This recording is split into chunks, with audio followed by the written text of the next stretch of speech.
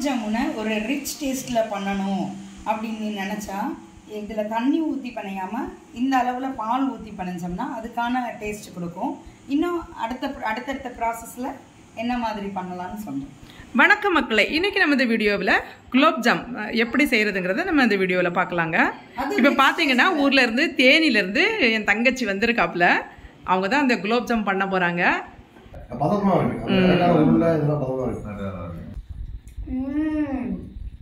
வாயில வச்சா தேனா இனிக்குது, அவ்வளோ டேஸ்ட். எல்லாருமே நார்மலா பண்றது தான், ஆனா அது ஒரு ரிச் டேஸ்ட்ல ஒரு யூனிக்கா பண்ணணும் அப்படின்றதுக்காக ட்ரை பண்ணியிருக்கோம். இது வந்து தண்ணியில வந்து இத மாவு பனையாம பால்ல பனைஞ்சு செய்ய போறோம். அது என்னன்னு பார்ப்போம். ஊற வைக்கணும் இல்லை எவ்வளோ நேரம் ஊற வைக்கணும்? அது எவ்வளவு நேரம் ஊற வைக்கிறோமோ அவ்வளோக்கு அவ்வளோ டேஸ்ட் அதிகமா இருக்கும், நல்லா சாஃப்டா வரும். ஒரு மினிமம் ஒரு 15 minutes 30 minutesக்குள்ள பண்ணுவோம். அப்போ நம்ம இது இப்போ பனையாங்க தண்ணி ஊற்றி, தண்ணி இல்லை பால் பால் ஊற்றி எவ்வளோக்கு எவ்வளவோ நல்லா பண்ணிடுறோமோ அப்போ நமக்கு சாஃப்ட்னஸ் கொடுக்கும்.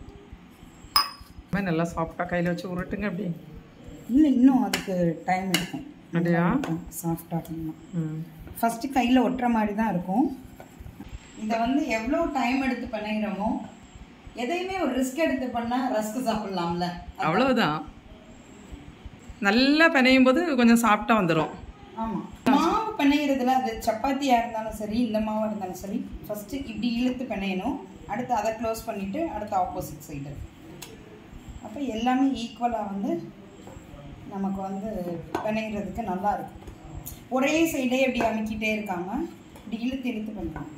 இப்படி க்ளோஸ் பண்ணிட்டு அடுத்த சைடு குட்டி குட்டியாக சேம் சைஸாக பிச்சு வச்சுக்கிட்டோம்னா டக் டக்குன்னு உருட்டிடலாம்.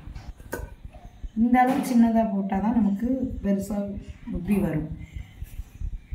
குலாப் ஜாமுனுக்கு நெய் வந்து சூடு ஏறிடக்கூடாது, கோல்டன் ப்ரௌன் ஆகிற வரைக்கும் இருக்கணும். கொஞ்சம் அது எல்லாமே ஒரு பக்குவமாக எடுத்தால் தான் கரெக்டாக இருக்கும். ரொம்ப கருகீரவும் கூடாது, சீக்கிரமாகவும் எடுத்துடக்கூடாது. நல்லா கோல்டன் ப்ரௌனாக இருக்கையில் தான் நல்லா உள்ள வரைக்கும் வெந்திருக்கும். அப்படி இருக்கையில் சுகர் சிரப்பில் வந்து சுகர் சிரப் அழகா இருக்குல்ல உருண்டை. அப்படியே பார்க்குறவங்களுக்கு நாக்கில் எச்சு ஊறும். குங்குமப்பூ எல்லாருமே என்ன குலாப் ஜாமுன் எங்களுக்கு செய்ய தெரியாதான்னு நினைப்பீங்க, ஆனால் இந்த குலாப் ஜாமுன் வந்து ஒரு யூனிக்கானது. கொஞ்சம் குங்குமப்பூ மேலே போட்டுவிட்டா நமக்கு நல்ல ஒரு ரிச் கலராக கிடைக்கும். நாக்கில் எச்சி ஊறுது மக்களே. குங்குமப்பூ போடுறோம். அவ்வளோதான் முடிஞ்ச வேலை. அப்படியே நல்லா இருக்குதா? எல்லாமே வெந்திருக்காங்க. சூடாக சுவையாக இருக்கிறது.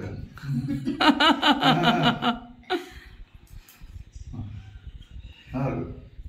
ஓகே, நல்லா இருக்குது. எப்படி இருக்குன்னு சொல்லு.